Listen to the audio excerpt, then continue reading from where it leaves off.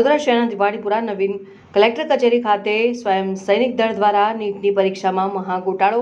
અને પેપર લીકના વિરોધ અને દેશના વિદ્યાર્થીઓને ન્યાય અપાવવા બાબતે જિલ્લા કલેક્ટરને આવેદનપત્ર આપી રજૂઆત કરવામાં આવી। વડોદરા શહેરના દિવાળીપુરા નવીન કલેક્ટર કચેરી ખાતે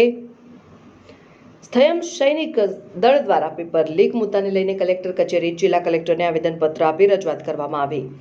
જેમાં દેશભરમાં લાખો હોશિયાર વિદ્યાર્થીઓ ખાસ કરીને શોષિત, વંચિત અને મૂળ નિવાસી SC, ST, OBC અલ્પસંખ્યક સમાજના બાળકો પોતાના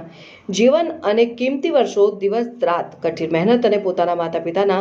લોહી પસીના કમાણી દાવ પર મૂકી પરીક્ષાની તૈયારી કરે છે, પરંતુ વર્ષથી પરીક્ષાના આયોજન પરિણામ સુધી અને ગંભીર અનિયમિતતા અને ગેરરીતિઓ સામે આવી જાય છે, ત્યારે દેશના કરોડો વિદ્યાર્થીઓ અને વાલીઓનો વિશ્વાસ સંપૂર્ણ રીતે તોડી નાખે છે। જિલ્લા કલેક્ટર કચેરી ખાતે સ્વયં સૈનિક દળ દ્વારા આવેદનપત્ર આપીને રજૂઆત કરવામાં આવી હતી અને સાથે જ કેન્દ્રીય શિક્ષણ મંત્રી ધર્મેન્દ્ર પ્રધાને રાજીનામું આપે તેવી માંગ સાથે રજૂઆત કરવામાં આવી। આજરોજ અમે 5 મેના રોજ જે નીટ એક્ઝામ થયેલી એના જે પેપર લીક થયા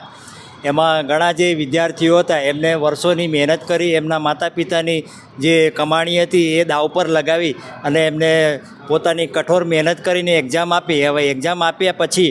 આ જે પેપર લીક થયું એમાં શું છે, આ જે વિદ્યાર્થીઓ હતા એમનું કેવું કે બધા સપનાઓ રોડાઈ ગયા, આ સપનાઓનું ખૂન થયું છે, આ સપનાઓનું ખૂન સરકારે કર્યું છે।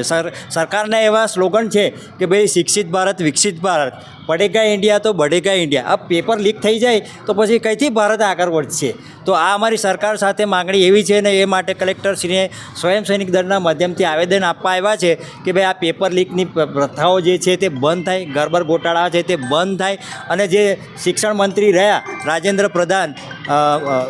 ધર્મેન્દ્ર પ્રધાન એ રાજીનામું આપે એવી અમારી માંગ સાથે આજનું આવેદન કલેક્ટરશ્રીને આપવા આવ્યા છે। મારું નામ નિલેશ છે।